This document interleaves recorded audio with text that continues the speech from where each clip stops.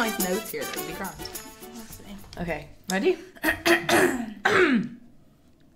Hello everyone, welcome to Lay It Out, the No Bullshit Science podcast. With extra bullshit. I'm Kiri. And I'm Alice. And Silent Demelza is still not here. She's on a road trip around Texas. I didn't realise she was gone for this long. Yeah. How dare she leave us for this long? I know. Like... And we're so not prepared for this episode. Demelza. Like, so unprepared. If you're expecting top science quality, I would leave now. Because without Demelza here, it's a bit of a lost cause. It is, and even things that aren't directly related to Demelza seem to go wrong. For instance, I didn't make enough food. Yep. So I had to run to Marks and Spencer's in the rain and get more. Mm-hmm. But I managed to get, I got some nice hummus, so that's always good. Sorry, guys. Even our guest has better podcast etiquette than you did. My phone's buzzing. He was like, I'm going to turn it on silent. He apparently works in sound. I'm really excited to find out about our podcast guest working in sound. Maybe he can give us some tips. Maybe. Although the last podcast guest that we had who works with music and sound didn't really give us any tips. Who was that? Dan. First episode. No, he didn't give us any tips. No. Thanks for nothing, Dan. Yeah, so I had a really exciting week. Kiri's basically been on a holiday since the last episode. Pretty much. Well, I was away for... Yeah, so my sister came, and because she lives in Korea, I didn't go to work for most of those days, which was nice. And then over the weekend, it was my brother's wedding. Exciting So time. we all flew out to Las Palmas in Gran Canaria. Which looks stunning. It is so nice. It's so nice. There's just so many blues. Yeah. I was like, oh my God. And the most delicious things that we ate out there was the fruit and veg. Oh. And that's saying something. But that's Mediterranean, isn't it? Yeah. Is that the Mediterranean? Yeah. Yeah. It was so that Mediterranean soil. And the climate was so perfect. It was about 25 degrees during the day, which is just about starting to get hot enough that you're like, ooh, it's a bit warm. Oh. But because it's an island, there's a nice breeze. Yeah. So it's perfect burning weather. And you hate being too warm, so imagine that suited you well. Warm. And then in the evening, it'd be between 15 and 20 degrees. So it'd be warm enough that you could go out without a jacket, but you've still got a slight chill. Nice. But I think I would miss being cold. Yeah, but you just really hate being hot. I do. I don't think I've ever met somebody who hates being hot more than you do. No. I don't like being hot and having to do shit. If I was hot and I could just be lazy, that's fine. Yeah. But if I am hot and I have to do things, I get really stressed and I have to go stand in the cold room at work. I've seen that first-hand evidence. She's not lying. Yeah. I'm glad you were only there for 4 days though, because had you been there for longer, I don't think I could have continued to be your friend. Why? Because I was just so jealous. Oh. Because it coincided with it getting proper cold here. Yeah. It started getting quite chilly while you were away. But that maybe... And I think it rained for 3 consecutive days. It did rain out there. Does that mean we might not be friends by the next episode? Because I'm going on holiday. Yeah. I'm going on holiday. I'm going to Marrakesh for 8 days. And we're staying in a resort. So I'm really excited. Sorry. You went on loads of holidays before. Yeah, but mine were all city breaks, and that was during the summer anyway. You went to Spain for a week. Yeah, but it wasn't even that warm. We were all sitting on the beach in our bikinis, shivering, trying to get a tan. Do you know what, though? I feel like it might not be hot enough to sunbathe in Morocco. Yeah. No. I checked the weather yesterday, and it's 20 degrees. That's what it was when I was in Spain that time. And it's going down to about 12 in the evenings. So that's chilly. It's actually going to be chilly. Yeah, you're going to freeze. But it's actually not bad, because apparently if you're out and about in Morocco late at night, it's probably good to cover up, especially if you're a woman. Yeah. So it's not too bad. I think you need to cover up during the day also. Not in the resort though. Yeah, no, the resort will be fine. Yeah, I'll be naked. Oh, it's that kind of resort, is it? It is adults. It's an adults only resort. Oh, then it's definitely that type of resort. I knew it. I hope not. Oh God, no. That's not what you want when you go on holiday. I really don't want to be sunbathing on holiday with a pair of saggy tits next to me. No, definitely not. But you had a really fancy dinner last night. Yeah, I went for, it was a brunch actually. Oh. It's for my sister's birthday, with a voucher that my brother got me for my birthday. So that was quite nice. Very generous of you. Wasn't it? Yeah, I'm just great. We went to Sushi Samba. So it just had really nice views and nice atmosphere. I was worried it was going to be one of those really fancy places where you leave hungry because everything's so small. But actually I was stuffed by the end of it. So stuffed that my friends It was me and my sister and my sister's friend, and she brought a birthday cake with her, and it was the smallest birthday cake that this place did. My sister and her friend are like trained in baking, so they're quite into their cakes. So she got it from like quite a nice bakery, I believe. I think it was called Lily Vanilli, and she got it from there, and it looked amazing. It did look great. It looked really good. And we got this big dessert platter that was brought out to us just before the cake. And my sister didn't know about the cake. The cake was a surprise. And when they bring out the dessert platter, me and Alva were just like to each other, like we caught eyes and the two of us were like, oh fuck, like we're not going to be able to eat this cake. By the way, I was kind of appalled though that you guys took that cake on the tube without it being covered. I know. But this is the thing. No, honestly, it was like... gross. Yeah, but there was no way around it. So you could have asked the restaurant for like some foil or something. Yeah, we could have done that. It would have ruined the top though. We were all a bit grossed out by it, to be honest. I mean, I would have still have eaten it. It was also like such a perilous journey. Like we had to get on several escalators, and that cake is heavy. Oh, like God. It was small, but it was heavy. It was looked, like lifting a weight. Like, it did look really. Yeah. It was hefty. dense. Yeah. Tons of buttercream. Loads of buttercream. Was it like loads of layers, right? Oh. Maybe you should put a picture on the Instagram. Oh, maybe I will put a picture on the Instagram. Speaking of the Instagram, I'll just put a picture on the Instagram now. Okay, well, while she's doing that, I guess we'll introduce our guest then. She's Go not going to be for talking to me. So today we have one of my old friends back on again, and he's brought a friend with him. So it's Adam. Hello. Oh, sorry, Aslan. That was weird. What was? I called him Adam. Basically, my friend Aslan, who's here, apparently he used to have big ginger hair in school, so everyone called him Aslan, as in the lion. And then that's how I was introduced to him, and that's now how I've always called him, so it was weird that I called him Adam just then. Did you know him with the big ginger hair? No. Oh. Well, I knew A little bit. a little bit. It was like floppy, but it wasn't like the big one that got you the name. A bit longer than it is now, which you can see on our Instagram. Yes, you can. Yes, in a moment's time. Yeah. So we have Aslan and Tom. Hello. Welcome. Welcome to the podcast. Thanks for having us. Thanks, Thomas, yeah. You sounded like an elevator lady there. Welcome to floor 4. You know, fun fact, in lots of Chinese and Korean hospitals and buildings, they don't have a 4th floor because the character for 4 means death. Yeah, No it's considered like an way. unlucky number, right? Yeah. Yeah. Oh shit, that's a really random unlucky number. So in Ireland and in like Irish folktales and things, 1, 3, 7 and 10 are all like magic numbers. And we learn this in school, like when we have to learn through You lot Irish. are just making shit up to maximize No, your we're chances. not. No, like 1 and 3, so like 7, isn't 7 always like the 7? 7's always been a lucky number. Yeah. Yeah. No, but it's unlucky as well. It's like they're magic numbers, like in all the When Irish... you say magic numbers. In all the Irish tales, like everything's always one of those numbers. Like there's like, oh yeah, and I don't know if this is a thing in the other parts of the world, but at home, if you're the 7th son of a 7th son, you're supposed to have like magical powers. Do So you people have, still like- have that many kids? Not as much as in the past now that we have contraception, but there are like my uncle, but like by marriage, so not my mum's brother, like he married my mom's sister. He is the 7th son, but then he had 4 daughters. Oh. Yeah, and then they stopped, so you know they weren't going for it. They would have had to then have 13 kids. Not going for the magic powers, no. No. And 13's unlucky. Yeah, there you go. But the magic powers are like things like, so if you go to rural parts of Ireland, there'll always be like, not always, but now and again, you'll hear of someone who has the cure, and it's basically like they're like renowned in the local area to have like curing powers.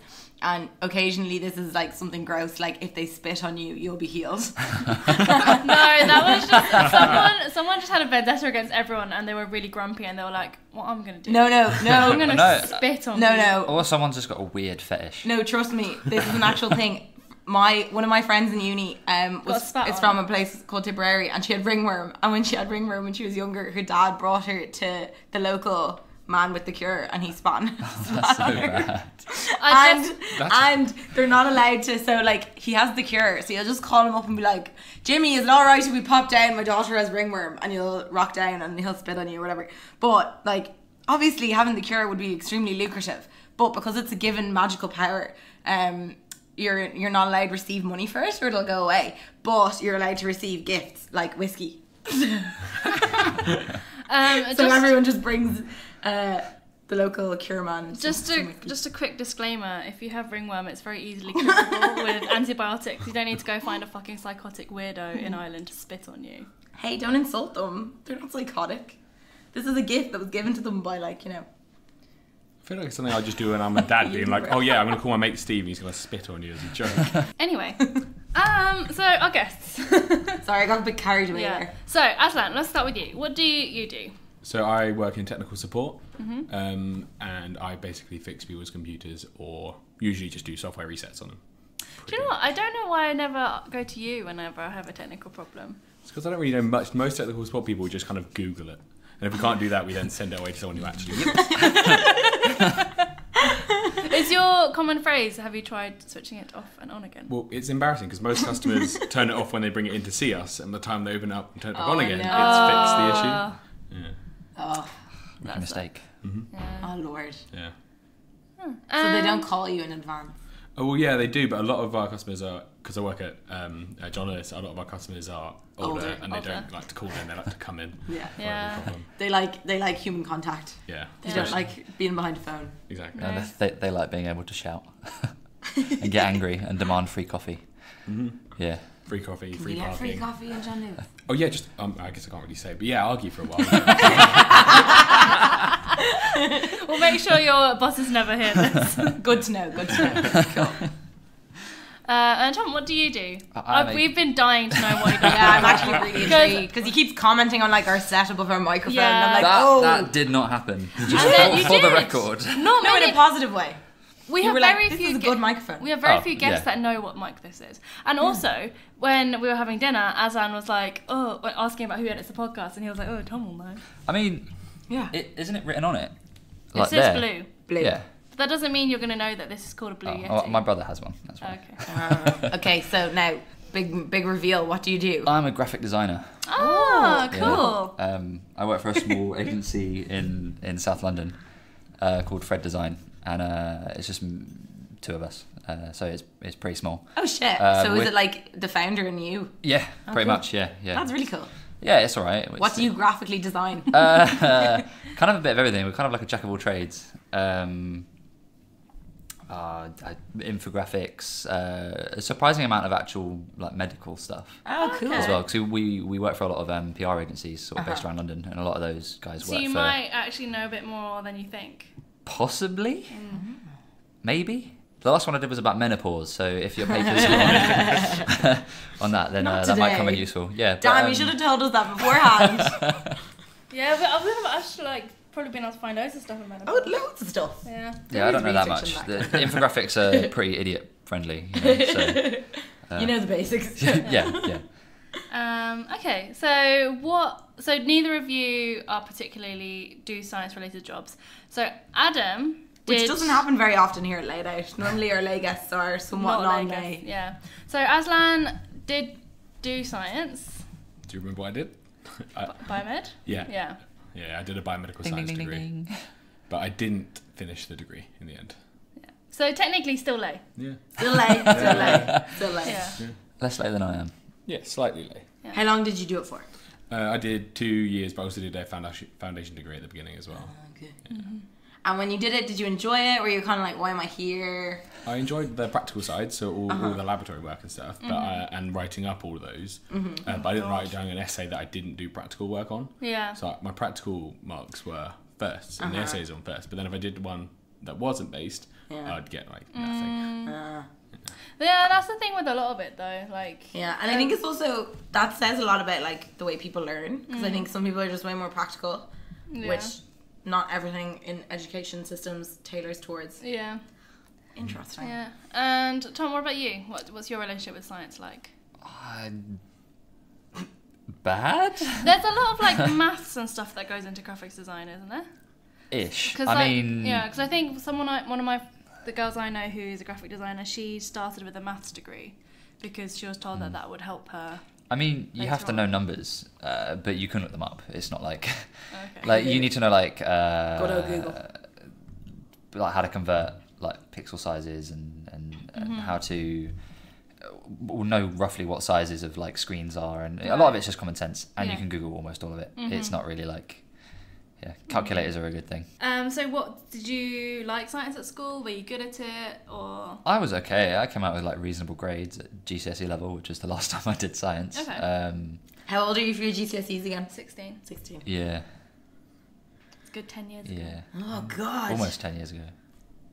Wait, are you a baby? I'm 24. Oh, for Christ's sake. They just keep getting younger. He did tell me on the way up here that I would probably be the youngest one. Yeah. Have we ever but I mean, had any guests like older than us? No. yeah, Who? Joe. How old is Joe? Joe Barnby, he's like 3 years above, 2 years older than us. Okay, cool. We should get I Joe mean, back to make me feel young again. Aslan's the baby of the group as well. Mm-hmm. Because So he'd be little the August youngest birthday. in the school year, yeah. Yeah. Okay, well, should we talk some science then? How do you guys all know each other?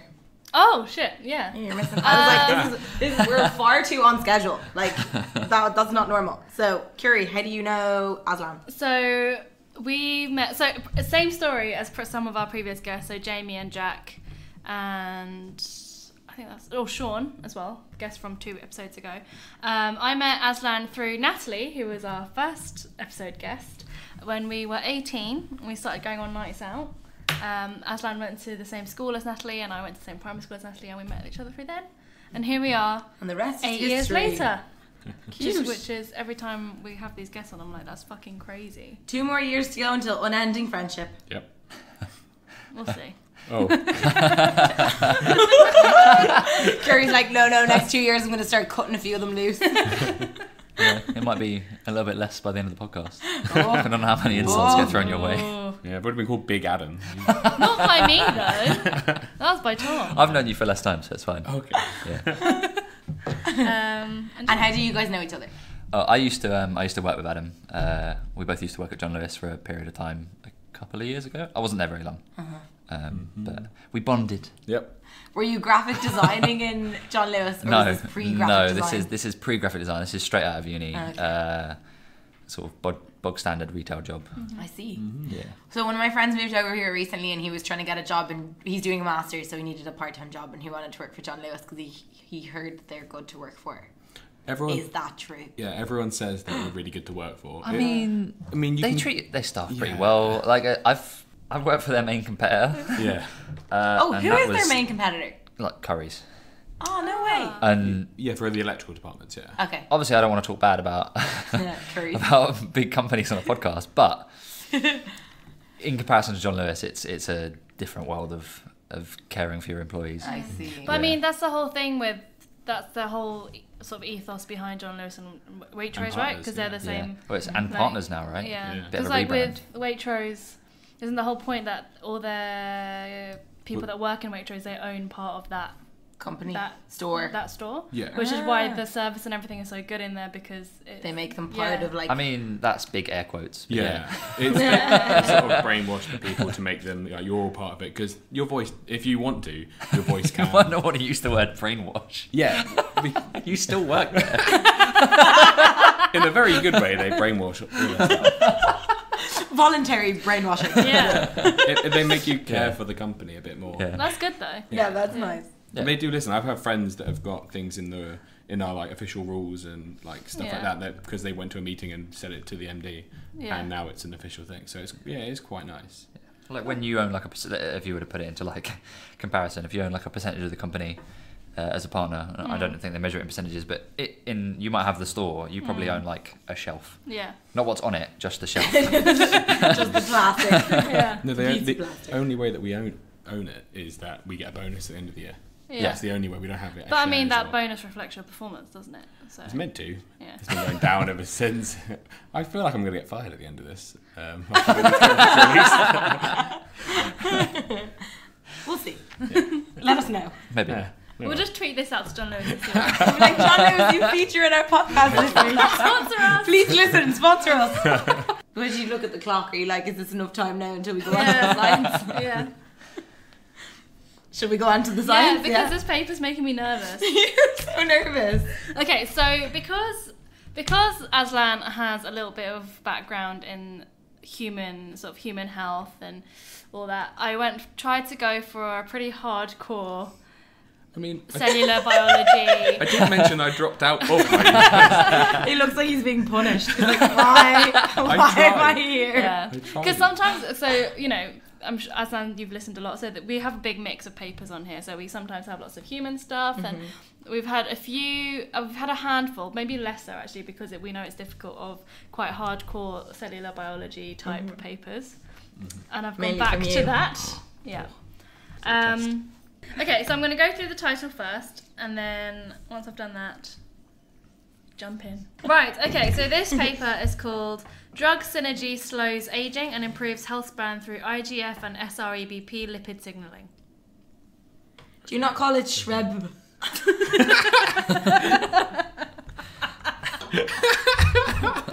I mean, but then why wouldn't I call it...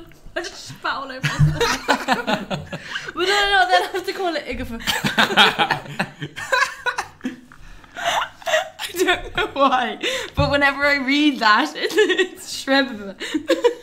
But I would read that as IGF. Or... Maybe because it's long. Yeah, I think so. I think it's because, like, IGF, that's only 3 letters, so that's okay to say. But that's Shreb. But... But I'm actually not going to talk Let's to you just about call that. it. Let's just call it Shreb. I'm not talking about the Shreb first, so don't talk about it. This is going well. Okay, so at the moment there's this massive interest in aging. So there's this big movement of scientists at the moment. They're still quite a small community, but they're getting bigger, where they're trying to directly target aging rather than the diseases that come from aging. So there's a big movement going on with a few scientists right now who are quite prominent in that field, where they're trying to get aging as something that you can put on, like, the labels of drugs, for example. Like, this targets aging, not just this targets blah, blah, blah. What are they looking to do to aging? I mean, like, Yeah. it targets That's aging. Is actually that really slow good it, question. Really good slow it down, stop it altogether? So there's So the main goal for everyone at this stage is to increase health span. So this is when we come into the difference between lifespan and health span. So before, it was kind of more about, people were very into lifespan. So how can we extend our lifespan? How can we live longer? But then it's coming more and more, now people are focusing more on how can we actually increase our health span. Because isn't it that lifespans are increasing, but health spans are decreasing? Yeah, exactly. So is that like the age that you Live start to healthy. deteriorate Exactly. and get sick, Yeah. essentially? And what we're also starting to see is, this was actually seen quite a lot in my lab as well, that your chronological age, so how old you are, does not correspond to your biological age. So biologically, your health could be a lot older, or not even just your health, but literally your cells or your gene expression could be a lot older than you are chronologically. So you could be 25 but have the biological age of a 50-year-old, for example. And that couldn't be done by any physical. It's like just was already in your genes when you were born. Like when you're 25, you're going to be better, or is it like affected by? Or is this like chain smoking and drinking from the age of 18? It's more likely to be environment, but there could be an influence from your genetics into how much you're affected by those environmental factors. Oh, right. So when it comes to human lifespan, the way it's controlled is through these pathways. So you have your whole body is run by pathways. So if we'll go to Alice's analogies. I do love analogies. Yeah, I was thinking about analogies. Yeah, I was thinking too when you sent it to me. I was like, there's so many analogies you can do with this. If you think of your body as a machine, then your whole body is controlled by pathways. And these pathways are the mechanisms through which one cog might move another cog, and that moves another cog, and that's got a set pathway which will lead to a result, right? So in this machine, you press a button, all these cogs move, and then, like, I don't know, something happens. So it could be that, like, you breathe in some smoke, which is the pressing of the button, and then all these pathways happen, and then you cough. Yeah, exactly. Yeah, so that's like a reflex version, but there are more longer term things as well. So for example, we have one gene that's switched on that can lead on to a certain protein to be made, and that protein will lead on to lots of other little things to happen in your body that can maybe lead to you having a long lifespan. Does that make sense? Yeah. So it can be genetic to Yeah, a degree. for sure. No, everything that happens to you is genetic. Yeah. Yeah. And so these pathways that control lifespan seem to be really, really conserved. So they haven't changed much through evolution. And the way we know that is because we seem to share a lot of the same pathways that control lifespan as really simple organisms. So then what we find that is through these pathways, especially at the genetic level, if we can introduce little mutations into those genetics, then in some of these animals we seem to be able to increase their lifespan by 30 to 100%. So we are essentially almost doubling some of lifespan of these creatures just by sort of tweaking these pathways that we have, which seem to control lifespan. And when you say increasing it by 100%, do they just decide what 100% is? And Well, then they know- you're essentially doubling that. What? Well, you take averages, I Yeah, guess. well, they know what the mean lifespan of an animal is. Yeah. Yeah, and So then by increasing it by 100%, are you They- doubling? they've doubled it. Yeah. Lord. So yeah, if an animal lives for 2 days, it's living for 4. Oh, that's nice.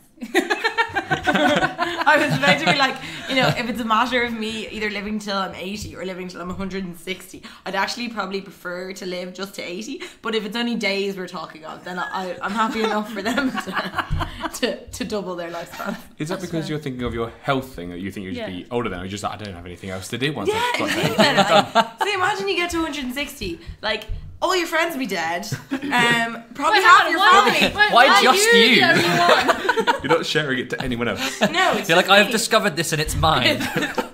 Also, you will have shit to do because if we're all living to 160, then we're probably going to be working till we're 140. That's like in Oh, that's Japan. depressing. Yeah, well, I mean, that's why everyone needs to get jobs they like.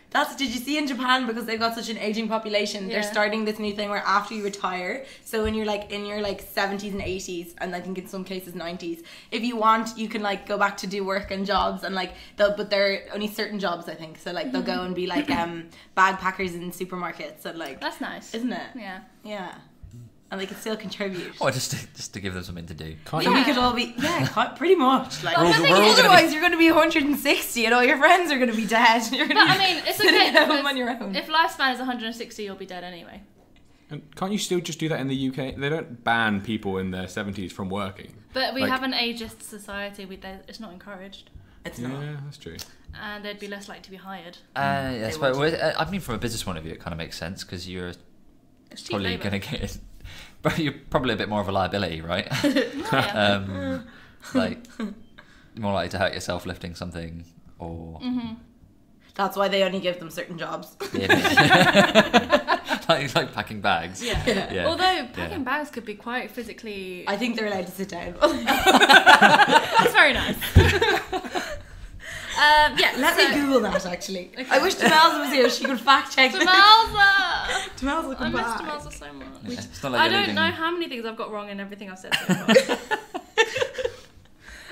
Right. Probably everything, really. So when they go in with these mutations and they do these genetic mutations and they see these increasing lifespan, but in contrast, when they use pharmacological intervention, so they apply drugs to these the model organisms, they don't actually see as much of a benefit.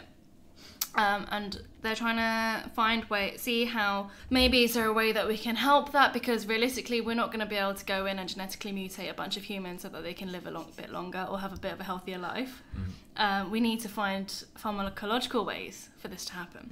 So then what this group did this paper, they thought, okay, well, what about, so with these genetic mutations, if you start combining genetic mutations and do multiple, you see an even bigger effect. So they were kind of like, okay, but why can't we do this with drugs? How about if we combine drugs that we already have and then see what that does? So then by combining lots of drugs, they'll be targeting multiple pathways that might be involved in lifespan or health span, however you want to put it. So for this model organism, they used, animal disclaimer alert, we're talking about animal work again, but it is a microscopic worm, so you probably won't care as much. They use an animal called C. elegans, and these are soil-dwelling worms. They're smaller than 1 millimeter usually, and they're actually a really, really widely used model in science. So why do we use microscopic worms to help us investigate things in humans? Well, one, we share a lot of genes with them. So you know I was saying how these lifespan pathways are quite evolutionarily conserved, so they seem to be really, really old. We seem to share a lot of these with these worms. And we share a lot of genes with them that dictate how development and disease. So these evolutionary conserved pathways are the same as humans. So we have come from the same ancestor. Is it like how we share the half of DNA with like a banana or something? Like Yeah, that? They exactly. share a huge Yeah. amount. Isn't it way more than half? Yeah, so they're actually really good to use to understand what's going on on a human level, because we can't look at these things in so much detail in humans, seeing as these worms have the basic core mechanisms that we want to look at. Also, they're cheap, they're quick, and we already have lots of established techniques to look at what we need to in them. How long do they live for? Oh, sorry. Let me Google. I just feel like, because if you try and did it on like larger animals that live a long time, it's sort of like you'd be waiting for years. Well, exactly. They Yeah. probably live for 4 days. So at 20 degrees Used to be C, 2. it's a bit more than 4 days. Oh, At 20 degrees Celsius, they live around 2 to 3 weeks. And look at them go. and a generation time of 3 to 4 days. So that's how long it takes them to have a baby. Yeah. Aw. Yeah. I'm going to quickly go into the results now. Okay, this is when it's going to start, like, seriously jump in. Yeah. Okay, because I will get confused when I'm talking about it as well. So what they did is first they needed to pick which pathways they were going to target in these C. elegans. And they also needed to pick which compounds or drugs they were going to use for their experiments. Right? So we already have these really well characterized pathways that we already know definitely affect lifespan. So they just selected a few of those from there. And then they identified drugs or compounds that have previously been shown to affect these pathways. So they have a connection through there. And then they favoured the drugs from this list. They narrowed it down to the more drugs that have already been reported to be quite effective in mammals and humans. They ended up choosing 11 drugs, which they then narrowed down to 5. Just a few that you might be aware of the drugs that they chose. One was metformin, which is a drug for type 2 diabetes. One of the original drugs they looked at was also aspirin, but they got rid of that. And loxapine as well, which is an antipsychotic drug. So what they would do is they would test all these drugs on these worms and just check that they are increasing their lifespan and doing what they've previously been reported to do, and they are. So they now have their final selection of drugs, and the final selection of drugs was one called rifampicin, which is an antibiotic, rapamycin, which is an immunosuppressant, Sorofor, which is a compound. It's not a drug; it's a compound that is also shown to have like immunosuppressant properties. They also used metformin, which is used for type 2 diabetes, and allantoin. I'm going to call it Allen. They used Allen, which is also a compound, and that's actually got lots of uses. So it's used topically quite a lot in moisturizers. It's used in our toothpaste and blah blah blah blah.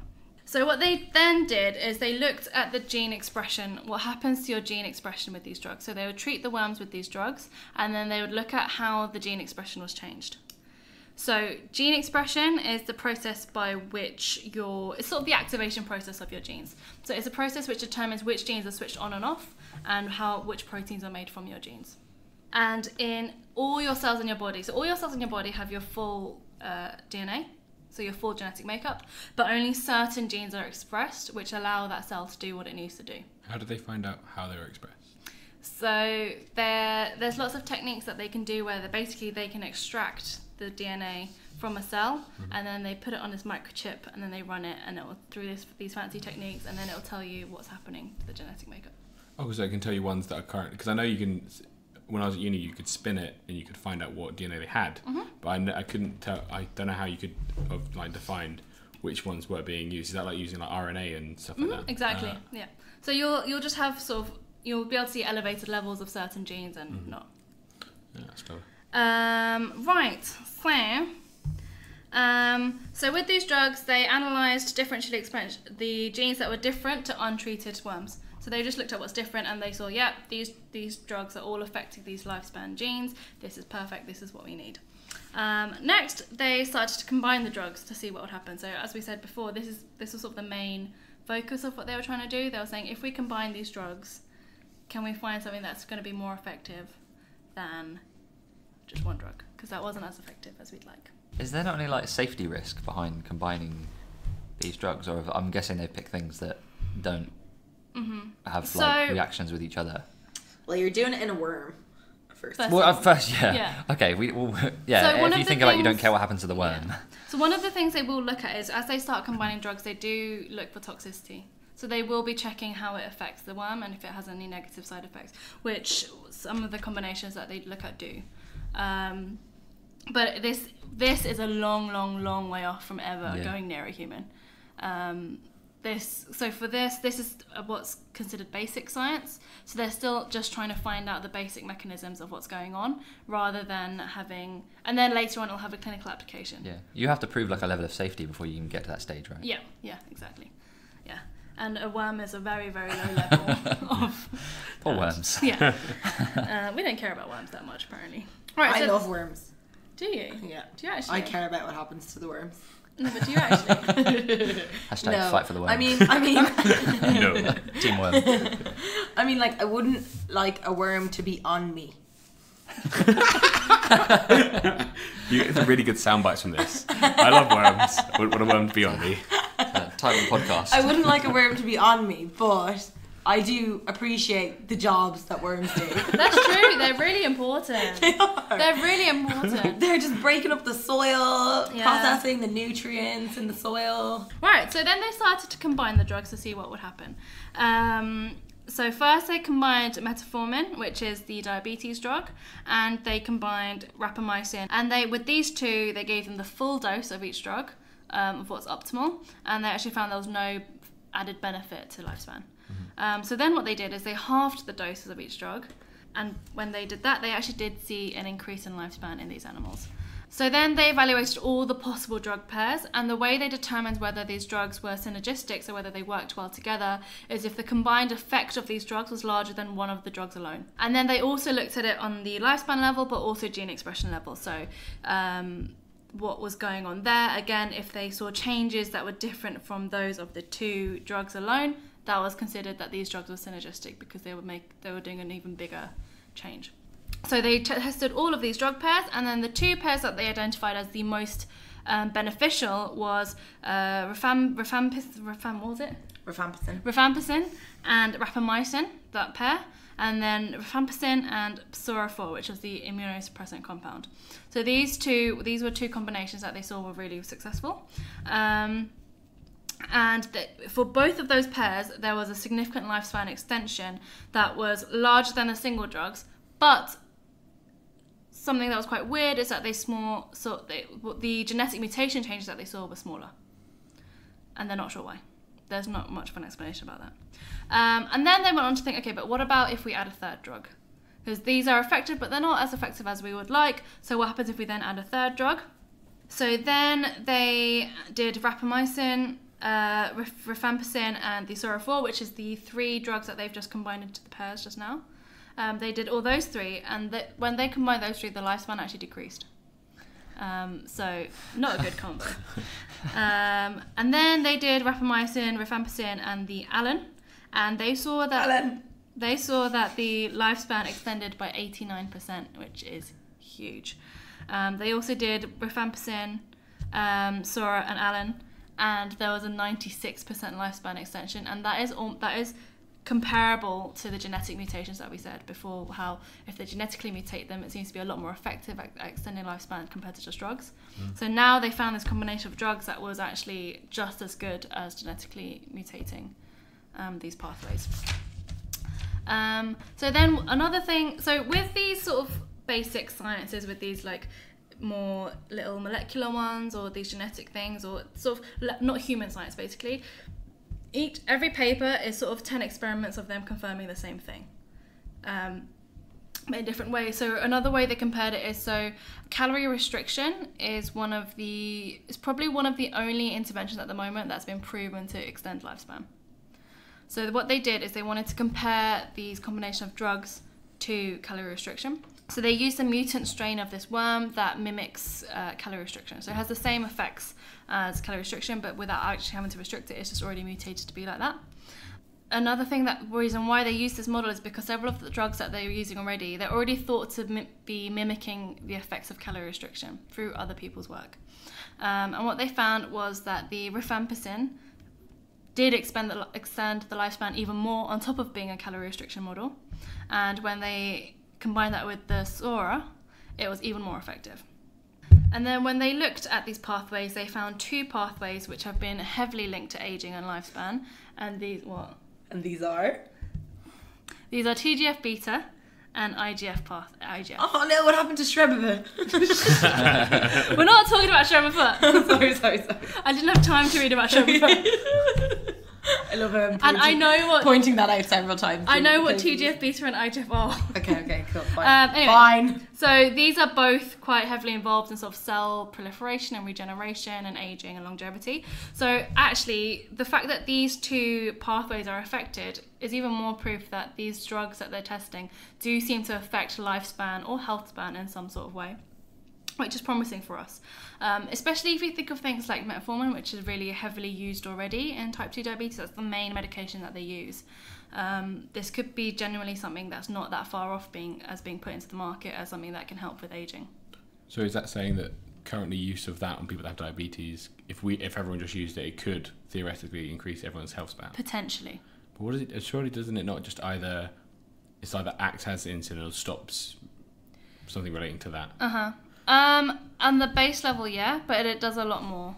So there's a lot of work going in to find out actually what drugs like metformin are actually doing at a sort of more cellular level. Because we know it definitely has those effects, which is great. But then also maybe the effects, maybe what's leading on to those beneficial effects from being happening, the previous step to that is something that's going to be affecting aging. And actually diabetes itself is considered an aging related disease. So even just reducing diabetes, that's already sort of reversing aging in a way. Yeah, increasing health span. Yeah, exactly.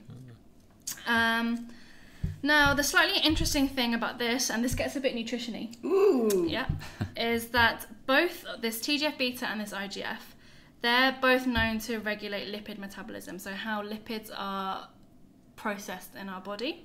What's a lipid? It is fat. It's a fat molecule. It's fat. Okay. And the genes that seem to be involved in this lipid metabolism are affected by these drug combinations and are affected by the pathways that I just mentioned. So then they looked at the levels of lipids or fats in the cells of these worms. And basically what they found is that all these drug combination increased the levels of monounsaturated fatty acids. And that is, monounsaturated fatty acids are the good cholesterol. So they're MUFA. Yeah, MUFA. There's MUFA and PUFA. So MUFA is monounsaturated, PUFA is polyunsaturated. So when they looked at the lipid levels in the cells of these worms, they found that all the synergistic drug combinations that they looked at increased levels of monounsaturated fatty acids. So there's monounsaturated and polyunsaturated, MUFA and PUFA. And just a sort of interesting link to humans, people whose parents are long-lived, so people whose parents seem to have a longer than average lifespan, they tend to have higher monounsaturated fatty acids compared to people who have parents that didn't live as long. Is that in their diet or is that like no, on them? In circulation. Yeah. Better to have the MUFA. It's good to have the MUFA. So then, just a little bit thing when they were like, yep, this definitely improves health span and delays aging, is when the worms that were treated with the combinations, they showed a slight delay in development, which is maybe not a good thing, and their peak egg laying, but they didn't have any changes in fertility. They performed a lot better in movement tests compared to the ones that didn't receive the drugs. They also had higher resistance to heat stress, which means they're able to deal with toxic conditions a lot better than the ones that weren't treated. How do you do a movement test on a 1 millimeter worm? I have no idea. Well, I mean, they look at them through a microscope, so they can Poke see what it with they're a doing. small needle. I'm thinking of like a race with like a line down. Potentially. With some nematode food at the end. And they're all like, what do nematodes eat? Yeah. They eat microscopic dirt. Of course. Off microscopic plates. They eat bacteria. Delicious. Very nice. So just a final sort of stat is they found that the control animals spent 43% of their lifespan in optimal health. While the worms that are exposed to the 3 drug combinations, they spent 57% of their life in optimal health. So it is only an 11% increase, but considering their lifespan is so short, that's quite a long time. And yeah, that's it. So basically they're saying that, isn't this great? We need to start looking at these combinations of drugs that seem to produce just as much of an effect on aging as genetic mutations. Also, they have uncovered some more information about the genes and how it might be affecting aging and lifespan. The end. Poor worms, man. Yeah. We're finding ways to make them live longer. Yes, true. by torturing a few for the positivity of the many, right? Are these drugs just sort of are those sort of the best to start with, or it could be combinations of things that wouldn't even have that effect on their own, but when combined with something else, potentially. So what this paper is an example of what we call drug repurposing. So this is quite a big thing at the moment, where rather than trying to discover new drugs, we want to repurpose the drugs that we already have. So we look at how certain things affect genetics, things on your gene expression, and then we can look at any existing drugs that have a similar effect, and then that's how they'll then select them. But the drugs that they used in this have all been shown by loads of people to have these sorts of effects. So yeah, I mean, potentially there are drugs that we just haven't looked at yet. Yeah. But I mean, at this moment in time, we already have databases that have over 11,000 compounds and drugs on there, where we know how they affect certain gene expression. So there's like it's not just sort of people are like plucking at random no. drug compounds and just sort of seeing what they do when they put together. No, there's method to the madness kind of thing. Things like this, they would have had to have some sort of reason. With not just this paper, but with everything we do in scientific research, you need to be able to justify every single decision you make. So yeah. It can't just be torturing worms for no reason. Exactly. No. That's not allowed. No.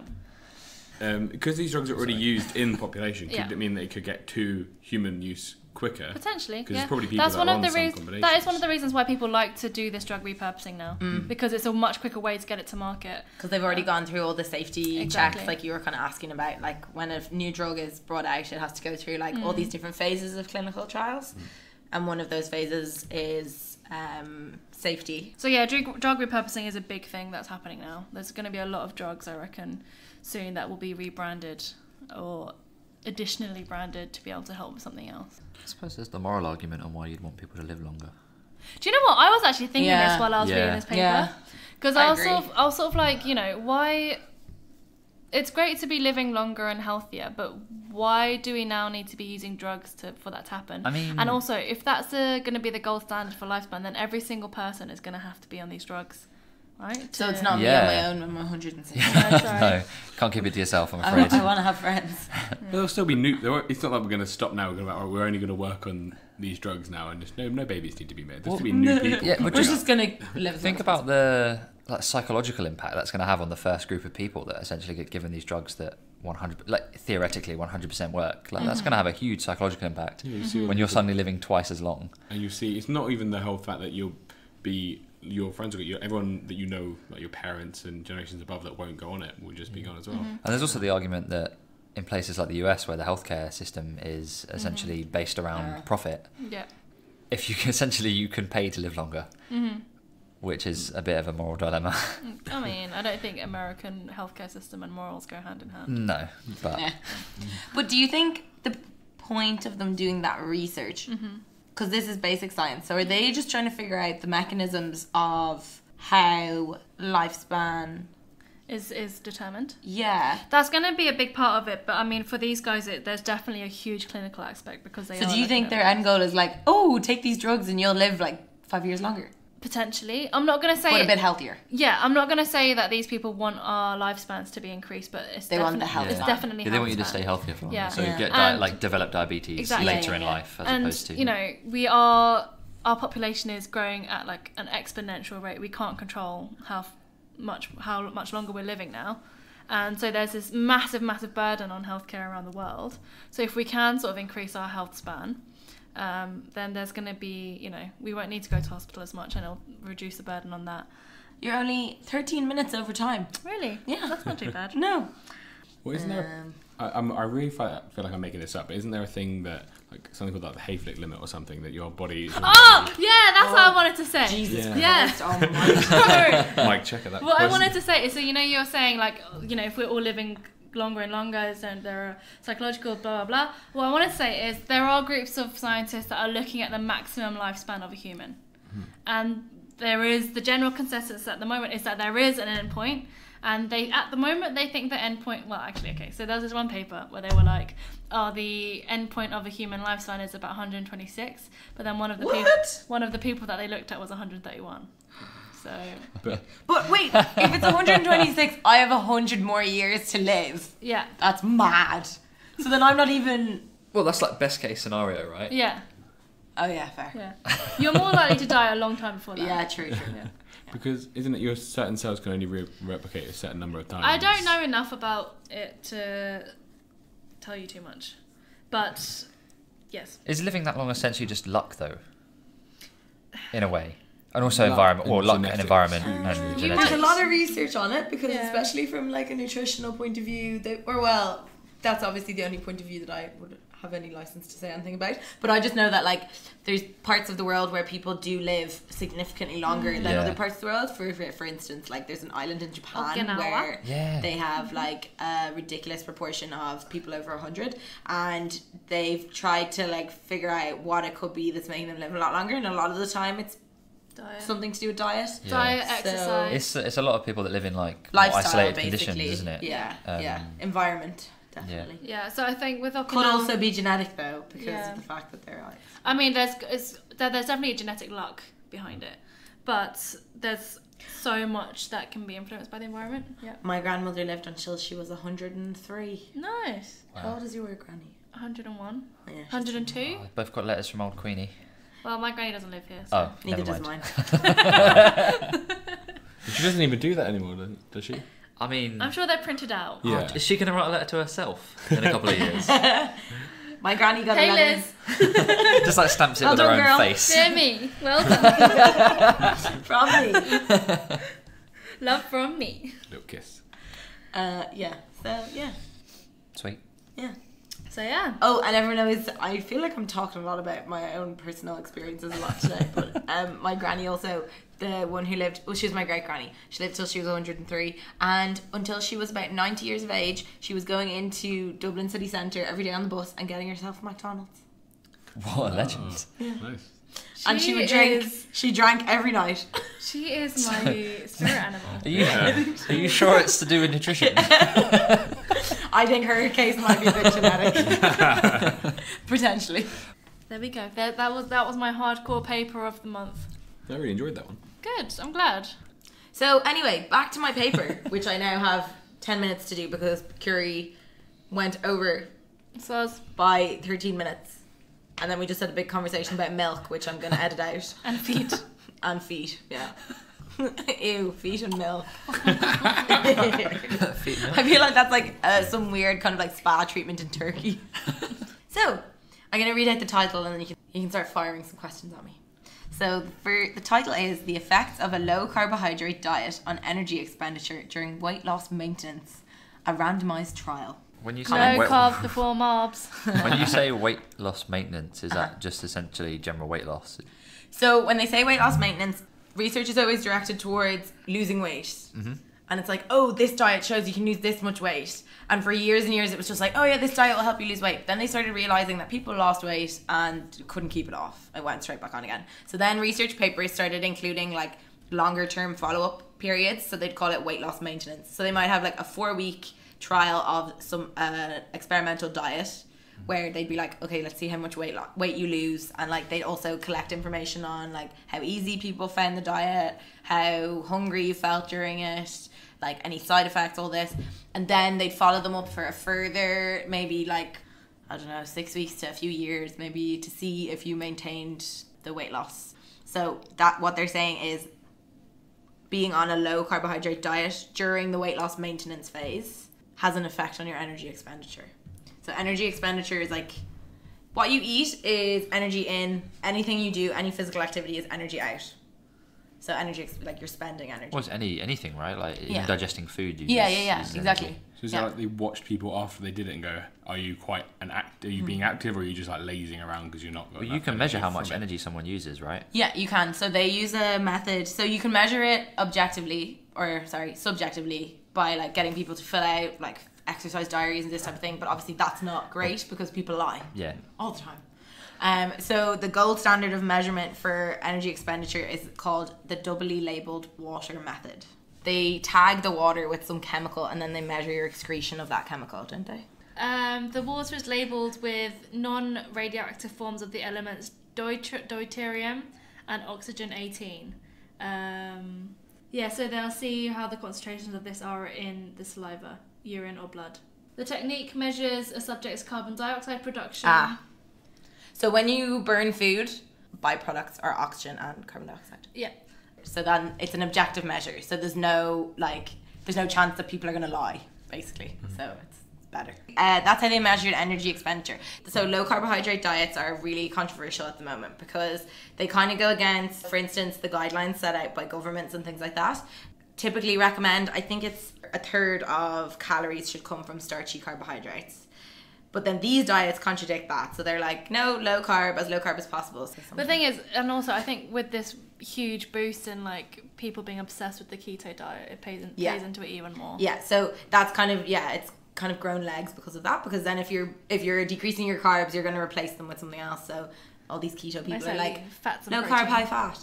It's not really as black and white as it seems. But this paper just had a look at seeing what it would do in terms of in the weight loss maintenance phase. So they recruited people who were overweight, or they could be obese either, so just any BMI above 25, and they put them on a weight loss diet for, I believe, 9 to 10 weeks, during which they were calorie restricted, and they had a goal to lose 12% of their body weight. In 9 weeks? 9 to 10, yes. So then once they lost the 12%, they randomized them to low carb, moderate carb, or high carb. So high carb was 60% of energy from carbs. Moderate carb was 40% of energy from carbs, and low carb was 20% of energy from carbs. So in the 3 diets, they kept protein constant. So protein was always at 20%. Yeah, so they put them on these 3 diets, and then they wanted to see what would happen with energy expenditure, because the issue with weight loss diets and why people find them quite difficult to either keep the weight off or maintain the weight or lose any further weight is because you have a kind of they call it a metabolic adaptation. So when you're dieting, after a certain amount of time, what happens is you decrease your energy expenditure and your hunger will increase, and that's to defend your weight. So this is kind of part of what they call a set point theory, where you have a weight that your body is set at, and that's the weight that it's happy at, and that any efforts to try and like lose or gain any weight away from this, while they might work in the short term, your body will always try to adapt itself back to that point by either making you more hungry, less hungry, decreasing your energy expenditure, or increasing your energy expenditure. Yes. So does your set point change? So I was at a talk about this quite recently, and somebody asked that question. So there was a man giving a talk. It was to do with the Mediterranean diet, and they were kind of saying, why like all dieting must be futile if your set point can't change. I think the answer he gave was that your set point can change, but over a really prolonged period of time. Like, it's not going to change that fast. You need to be really disciplined, this sort of thing. There's also a few other theories. Like, I'm not saying this is is proven. This is one of the theories for weight loss and why it's so difficult. So, because surely, naturally, I don't know, to me it seems like if your body has a set point thing, then that's going to be a weight that's healthy. So yeah, this is why there's so much research into it, because it's nowadays the set point of weight is much higher than what they would say the set point of weight was maybe like 40 years ago. They also go on to say that genetic factors cannot explain why the average person today compared with 40 years ago seems to be defending a much higher body weight. So when they say defending, that's the whole set point thing, that you have a weight that your body defends. You might want to like lose a bit of weight, and you do, but then your body will start defending that original weight by decreasing your energy expenditure and increasing your hunger and your like cravings and things like that to try and bring you back to that. So they were changing their diet completely, but were they asking them not to change anything physical? Like they weren't asking them to go to the gym or do anything more physical. They had to keep the same during it. I don't think they gave them any instructions based on physical activity, because there's different types of physical activity. So there's your non-exercise physical activity, so NEAT. So that's just like your activities during the day, like you're walking around, you're cleaning. Not NEAT. NEAT is non-exercise activity thermogenesis. Activity thermogenesis. Yeah. Oh which my is God. like the extra calories you burn through something that's not putting your heart rate into higher than normal. Yeah, so it's not physical activity, so it's like but it's walking. just or like walking, Fidgeting. fidgeting. You know, I think they include things like taking the stairs and things like that. Yeah. So, you know, that's not considered necessarily exercise, but it is going to actually count towards your, like... It makes a big difference. It does, yeah.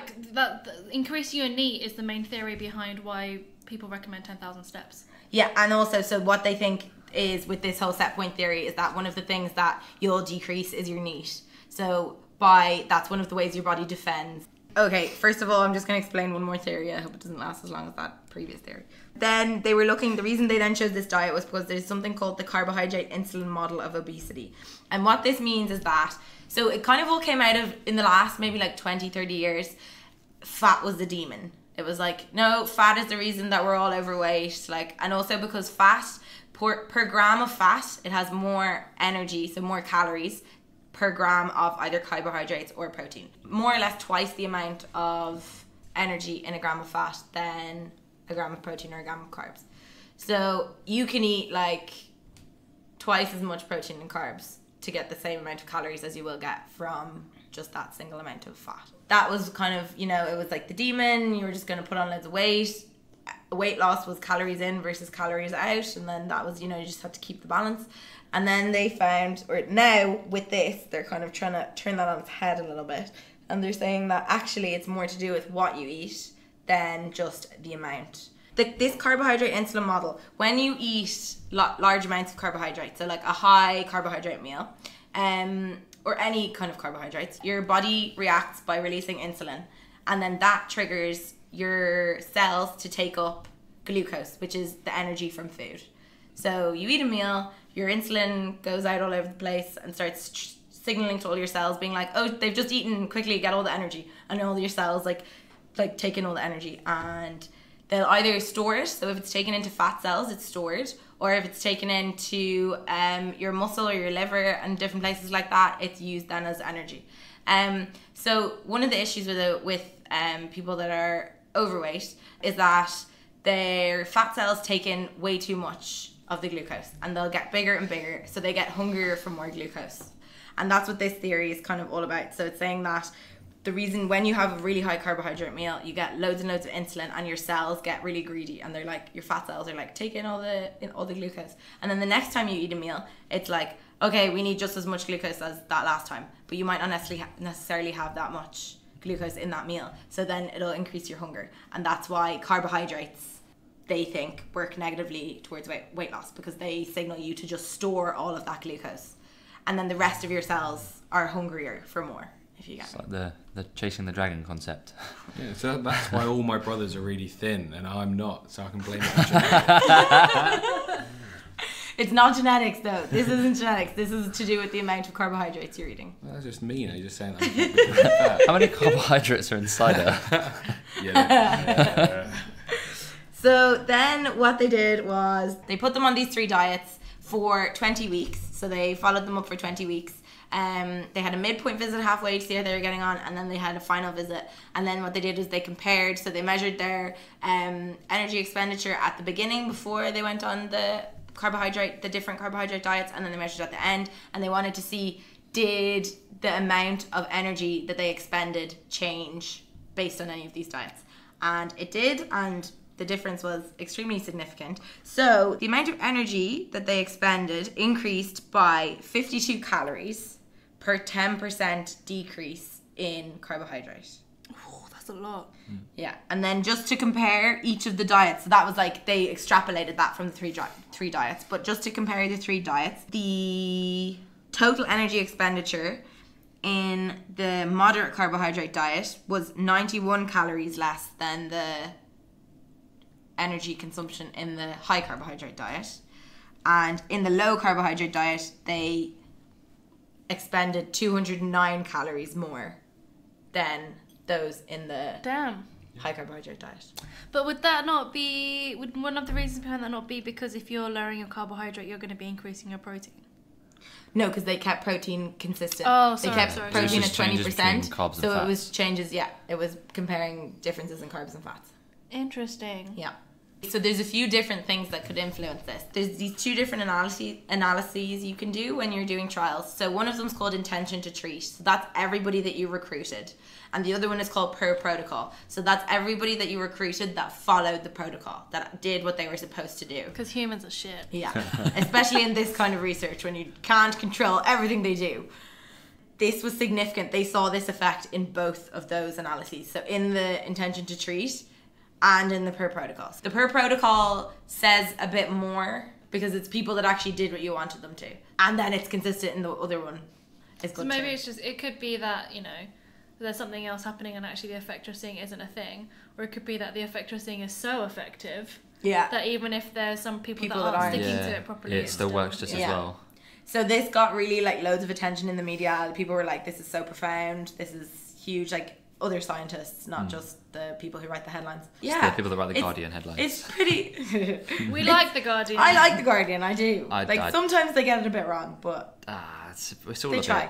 And I like it as sensational. well. I heard them talking about it and it's crowdfunded. And it's one of the only newspapers Really? in the world that's crowdfunded. I think so, yeah. Oh. And any other interesting facts that I got from that? Oh yeah, the reasons why. So I was reading this and I would always have been like, low carb diets, no, ridiculous, that's so sad, why would you ever do that to yourself? Because when you think about it, like, other than the ketogenic diet, it's kind of like, it's literally the opposite to a vegan diet because all you can eat is protein and fats. that they weren't that strict. They did let them have 20% carbs, but that's quite low. So the things that don't sit well with me, as somebody who researches the microbiome, which you mentioned earlier, so they're the bacteria that live in your gut, and what they eat is carbs. They eat fiber, which is, comes in carbohydrates. If you're having one of these like low carb, high fat diets, you're completely starving your microbiome, which is going to have all sorts of effects. But this was a very specific case. So there were people that they needed to lose weight, they lost weight, and then they were maintaining it. And they showed that it helped them to maintain it. What they didn't show though, they didn't kind of have any measure of like quality of life or like, satisfaction or anything like that, which I think would have been nice to show that while they did have amazing results and they kept it going for 20 weeks. So that in itself maybe shows that it obviously is possible to do if they kept going for 20 weeks on it. It's very strange that they didn't track like psychological effects and predicted levels of happiness because obviously like how do you It's measure not a common thing. But they might have and Yeah. they might just not have reported Yeah, it that's as well. Yeah. Yeah. So, True. if things aren't really favourable, they might not. Yeah, and it's not common practice to measure, right? Like to measure Quality of life is measured in, but more not more quality so of life, but like happiness. yeah. But happiness kind of is one of the I constructs suppose. in it. But they more so in like more clinical populations. I think I'd find it easier to have a diet that was higher in fat than carbs. I think my diet probably is higher in fat than carbs. But would you do higher in fat, but would you do it by like grams or would you measure it by the calories? Because I feel like if you're doing like calorie wise, because there's so much more calories in the same grams, I wouldn't be satisfied by a smaller amount of fat. I'd rather have more carbs or more of something than less fat. But that could be a physical thing of whether you're like, because your stomach changes sizes, right? So you won't feel full unless you've eaten a larger amount of food. Is that how it works? Your stomach change sizes maybe over like more prolonged periods of time. Yeah, so you're yeah. constantly stuffed. But it is muscular. So Sorry, yeah, it that can wasn't descend like a- to a certain... No, you're right. You are right. It probably doesn't relate to that because your stomach's not going to change size over the span that they did that study, right? Unless you're like really eating gargantuan, like forcing yourself to eat like gargantuan meals. Yeah, But I mean- they controlled it for energy requirements. So Yeah. another requirement of the study was during that weight maintenance period, they measured their weight every day. So they had to maintain weight. They literally controlled everything they ate. Like this must have taken so much effort because they also, I don't think I mentioned yet, did it in 164 people. God damn. So each of the groups had like 50 something people in it and they gave them all their food. They monitored their weight. If their weight, I was reading this and I was like, this is insane. So they weighed themselves every day. The scales they had at home had Wi-Fi on the scales. So the Yeah. scales, the measurement got sent off to the study people. So if their weight decreased by 15 grams, 1-5, for more than 14 days in a row, they adjusted the amount of energy they were giving them. Because they had to maintain their weight, they had to try and maintain their weight within 2 kilos either side of what they had lost in that initial period.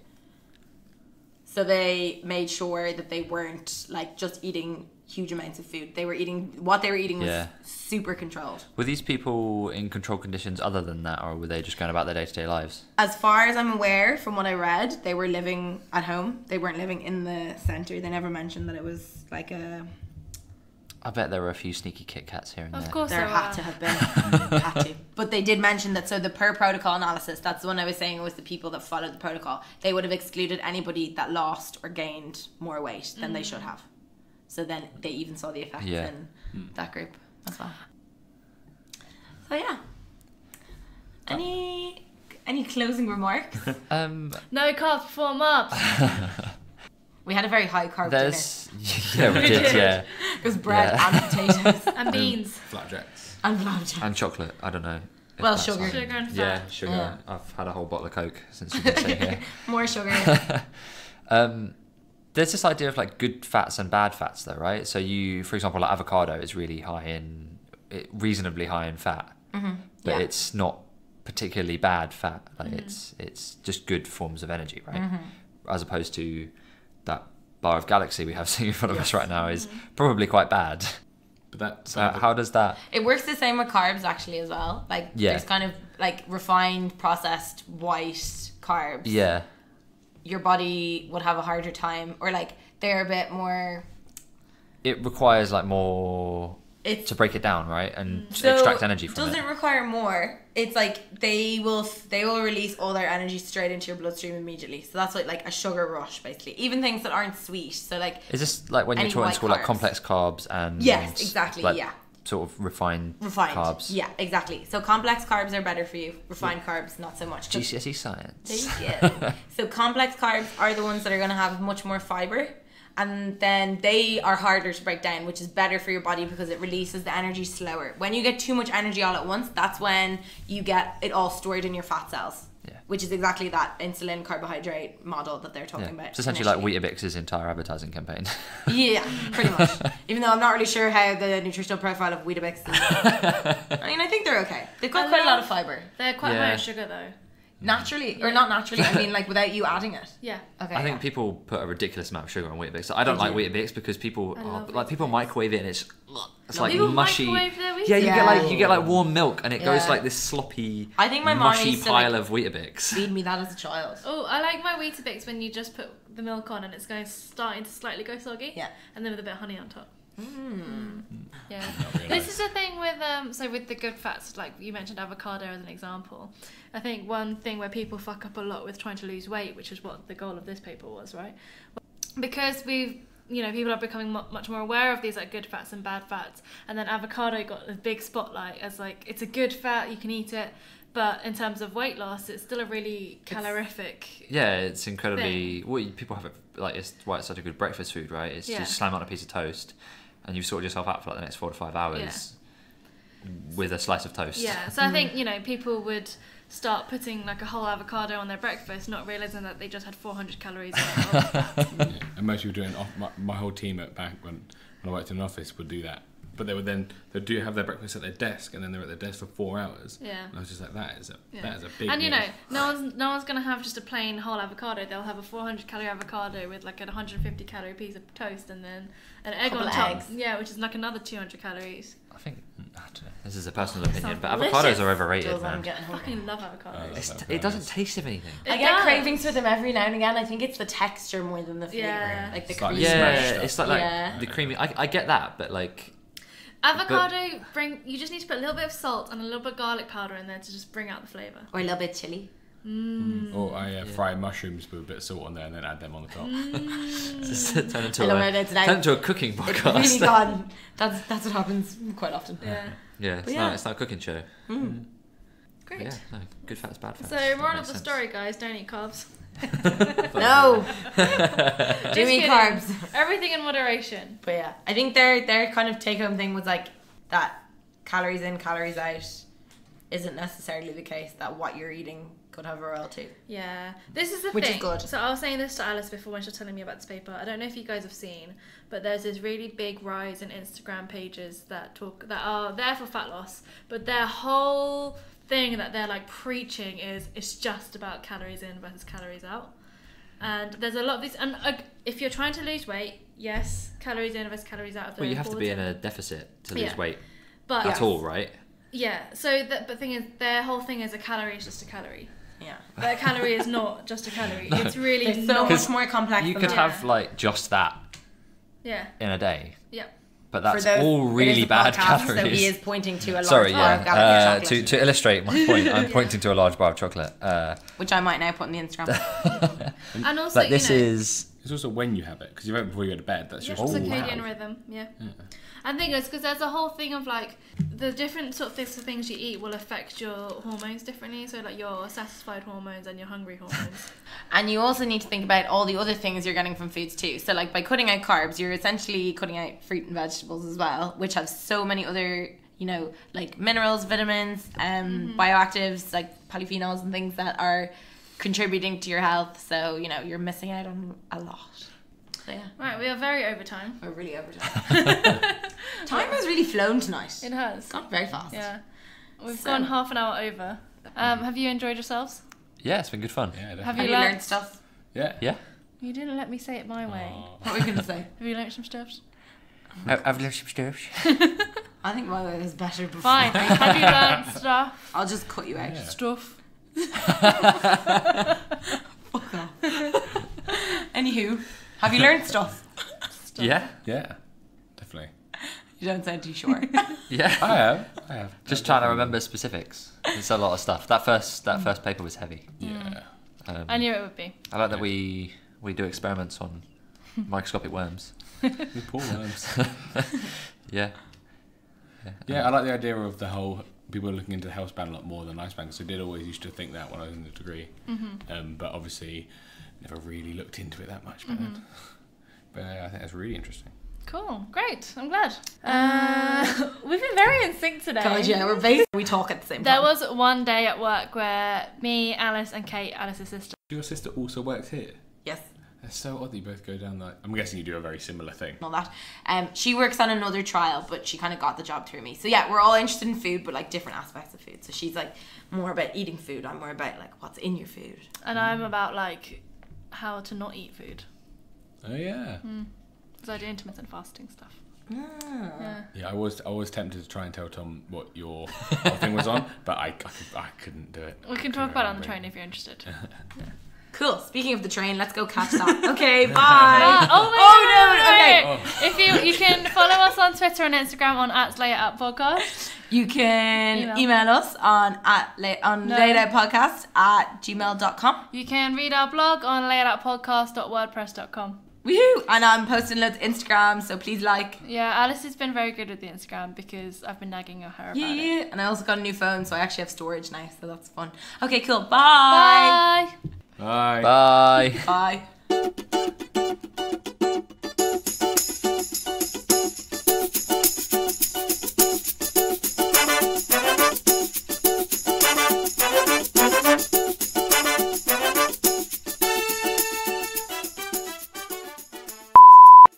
So We all look nice and like it's the end of the day. Good. Are you gonna sneeze?